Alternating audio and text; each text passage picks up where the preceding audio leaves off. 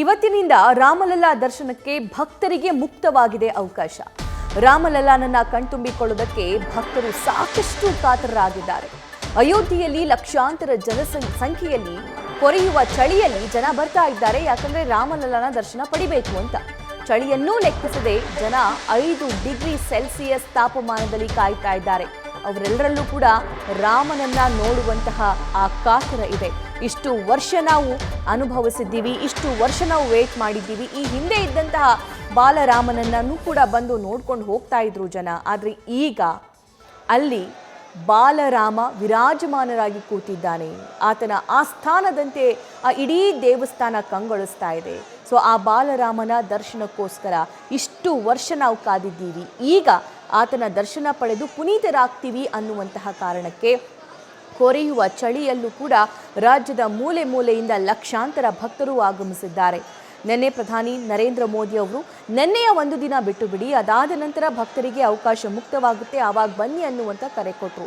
ಹೇಗಿದ್ರೂ ಕೂಡ ನಿನ್ನೆನೂ ಸಾಕಷ್ಟು ಜನ ಭಕ್ತರು ಬಂದಿದ್ರು. ಆದರೆ ಅವರನ್ನ ದೇವಸ್ಥಾನದ ಪ್ರಾಂಗಣದ ಒಳಗಡೆ ಅವಕಾಶ ನೀಡಿರಲಿಲ್ಲ. ಆದರೆ ಬೇರೆ ಬೇರೆ ಕಡೆ ಬ್ಯಾರಿಕೇಡ್ಸ್ಗಳನ್ನು ಹಾಕಿ ಅಲ್ಲಲ್ಲೇ ಸ್ಟಾಪ್ ಮಾಡಿದ್ರು. ಆದರೆ ಇವತ್ತು ಈ ಭಕ್ತರನ್ನು ಯಾರೂ ಕೂಡ ಸ್ಟಾಪ್ ಮಾಡೋದಕ್ಕೆ ಸಾಧ್ಯನೇ ಇಲ್ಲ. ಇಷ್ಟು ದಿನ ನಾವು ವೇಟ್ ಮಾಡಿದ್ದೀವಿ, ಇಷ್ಟು ವರ್ಷ ನಾವು ವೇಟ್ ಮಾಡಿದ್ದೀವಿ. ಆದರೆ ಈಗ ಬಾಲರಾಮನನ್ನು ನಾವು ಕಣ್ತುಂಬಿಕೊಳ್ಳೇಬೇಕು ಅಂತ ಹೇಳಿ ಈ ಸಂಖ್ಯೆಯಲ್ಲಿ ಲಕ್ಷಾಂತರ ಸಂಖ್ಯೆಯಲ್ಲಿ -5 ಡಿಗ್ರಿ ಸೆಲ್ಸಿಯಸ್ ತಾಪಮಾನದಲ್ಲಿ ಜನಸಾಗರವೇ ಅಲ್ಲಿ ಹರಿದು ಬಂದಿದೆ.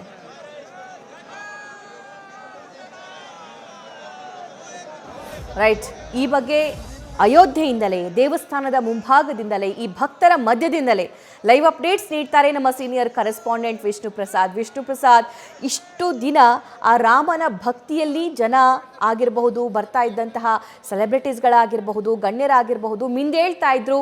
ಚಳಿ ಬಗ್ಗೆ ನಾವು ಮಾತೇ ಆಡ್ತಾ ಇರಲಿಲ್ಲ. ಆದರೆ ಈಗ -5 ಡಿಗ್ರಿ ಚಳಿಯಲ್ಲೂ ಕೂಡ ಇಷ್ಟು ಸಂಖ್ಯೆಯಲ್ಲಿ ಜನ ಬಂದಿದ್ದಾರೆ. ಏನು ಹೇಳ್ತಾರೆ ಅವರು? ಅವರ ಭಾವನೆ ಹೇಗಿದೆ?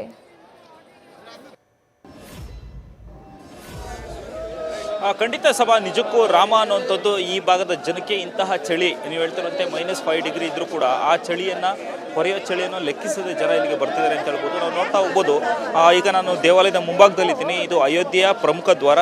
ಬರುವಂತಹ ಪ್ರತಿ ಸಾರ್ವಜನಿಕರು ಕೂಡ ಇದೇ ದ್ವಾರದ ಮೂಲಕ ದೇವಾಲಯವನ್ನು ಪ್ರವೇಶ ಮಾಡಬೇಕು. ಯಾಕಂತಂದರೆ ಚೆಕ್ಕಿಂಗ್ ಆಗೋದಿರ್ಬೋದು, ಮತ್ತು ಸಾರ್ವಜನಿಕರಿಗೆ ಎಂಟ್ರಿ ಇರುವಂತಹ ರಸ್ತೆ ಇದು ಒಂದೇ ಇರುವಂಥದ್ದು. ಹೀಗಾಗಿ ಈ ಭಾಗದಲ್ಲಿ ಈಗ ಜನ ತುಂಬಿ ತುಳುಕ್ತಿದ್ದಾರೆ ಅಂತ ಹೇಳ್ಬೋದು. ಬೆಳಗಿನಿಂದಲೂ ಕೂಡ ಈಗ ನಿನ್ನೆ ರಾತ್ರಿ ನಾವು ನೋಡುವಂಥ ಸಂದರ್ಭದಲ್ಲಿ ರಾತ್ರಿ ಸುಮಾರು 10:30-11 ಗಂಟೆಗೆ ಅದರಲ್ಲೂ ಪ್ರಮುಖವಾಗಿ 10-11 ಗಂಟೆ ಸಂದರ್ಭಕ್ಕೆ ದರ್ಶನವನ್ನು ಕ್ಲೋಸ್ ಮಾಡುವಂಥ ಕೆಲಸವನ್ನು ಮಾಡಿದರು. ಅದಾದ ನಂತರ ಏಕಾಏಕಿ ಜನರ ಸಂಖ್ಯೆ ಇದು ತುಂಬುವಕ್ಕೆ ಶುರುವಾಯಿತು.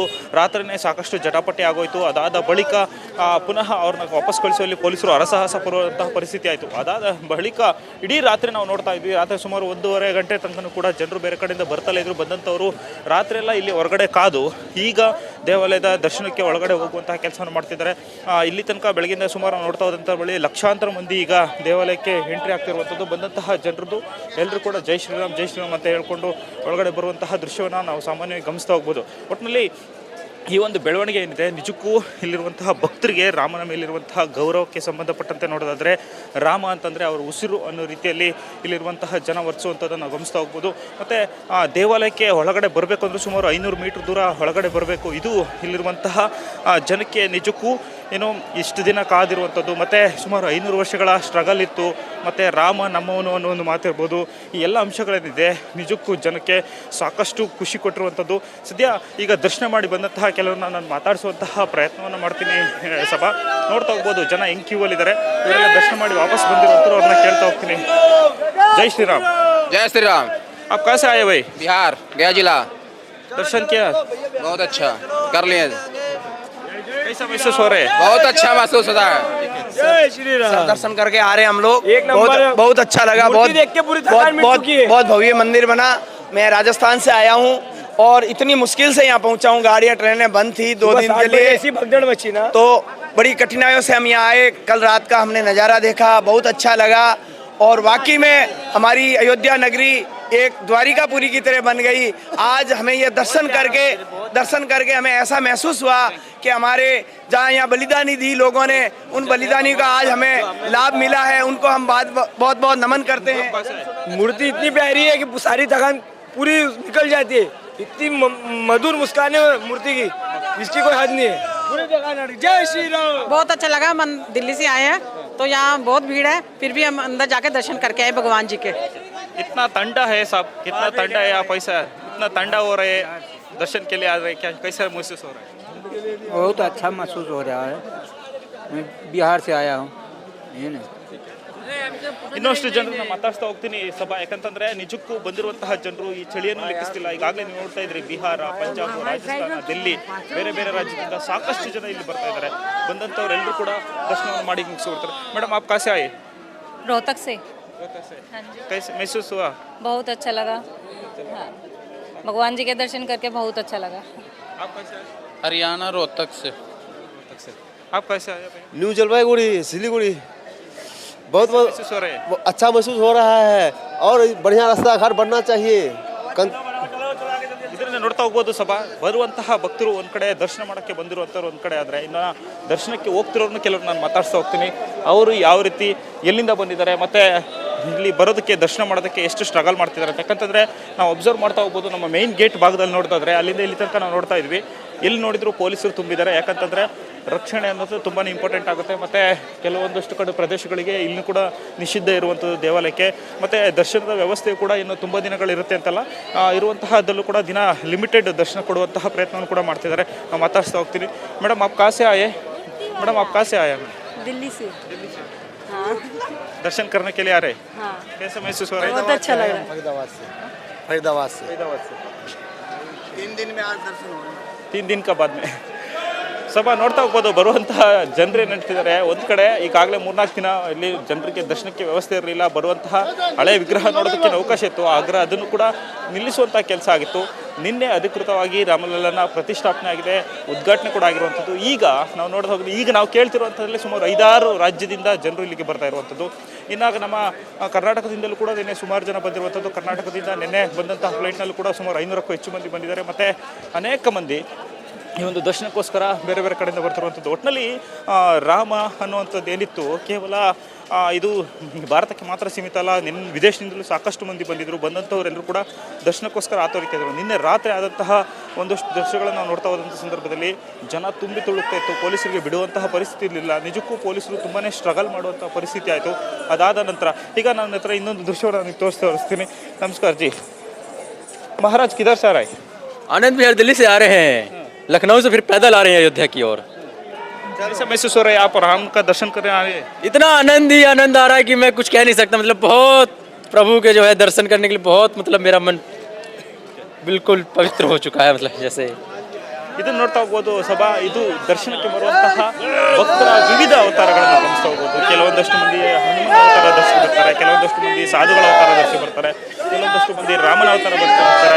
ಒಟ್ಟಿನಲ್ಲಿ ಇಲ್ಲಿ ಅಯೋಧ್ಯೆ ಅಂದ ತಕ್ಷಣ ಒಂದು ಕಡೆ ರಾಮನ ಜನ್ಮಭೂಮಿ, ರಾಮ ಹುಟ್ಟಿ ಬೆಳೆದ ಜಾಗ, ರಾಮ ಸುಮಾರು 500 ವರ್ಷ ವನವಾಸ ಅನುಭವಿಸಿದಂತಹ ಜಾಗ, ಗುಡಿ ಇಲ್ಲದೆ ಹೊರಗಡೆ ಇದ್ದಂತಹ ಜಾಗ, ಇವೆಲ್ಲ ಅಂಶಗಳ ನಡುವೆ ಫೈನಲ್ ಆಗಿ ಈ ರೀತಿ ಒಂದು ಅಧಿಕೃತವಾಗಿ ಉದ್ಘಾಟನೆ ಕೊಟ್ಟಿರುವಂಥದ್ದು, ಮತ್ತೆ ರಾಮನ ದರ್ಶನಕ್ಕೆ ಜನರು ಹರಿದು ಬರ್ತಿರೋದೆಲ್ಲ ನೋಡ್ತಾ ಇದ್ರೆ ನಿಜಕ್ಕೂ ಅಯೋಧ್ಯೆ ರಾಮ ಪುನಃ ವಾಪಸ್ ಬಂದು ತನ್ನ ಭಕ್ತರನ್ನ, ತನ್ನ ಕಡೆಯವ್ರನ್ನೆಲ್ಲ ಕರೆಸ್ಕೊಳ್ಳುವಂತಹ ಮಾಡ್ತಿದ್ದಾರಲ್ಲ, ನಿಜಕ್ಕೂ ಇದು ಈ ಭಾಗದ ಜನರಲ್ಲಿರುವಂತಹ ಖುಷಿಯನ್ನು ಇಮ್ಮಡಿಗೊಳಿಸುವಂತಹ ಕೆಲಸವನ್ನು ಮಾಡ್ತಿರುವಂಥದ್ದು ಸಭಾ.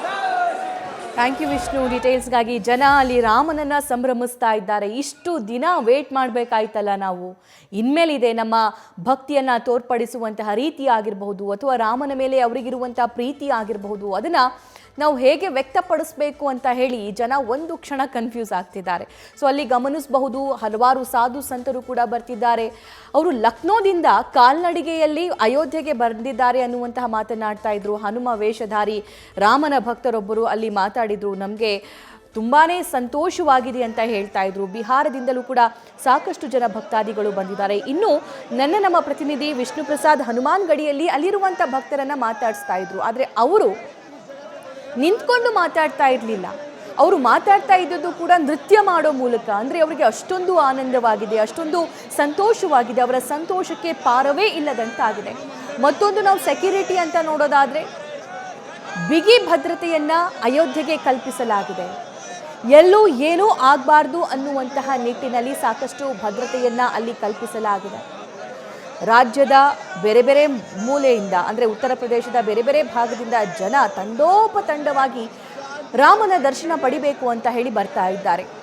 ಮತ್ತೊಂದು ರಾಜ್ಯದ ಮೂಲೆಯಿಂದಲೂ ಕೂಡ ರಾಜ್ಯದ ಬೇರೆ ಬೇರೆ ಭಾಗದಿಂದಲೂ ಕೂಡ ಸಾಕಷ್ಟು ಭಕ್ತಾದಿಗಳು ಅಯೋಧ್ಯೆಯತ್ತ ತೆರಳ್ತಾ ಇದ್ದಾರೆ.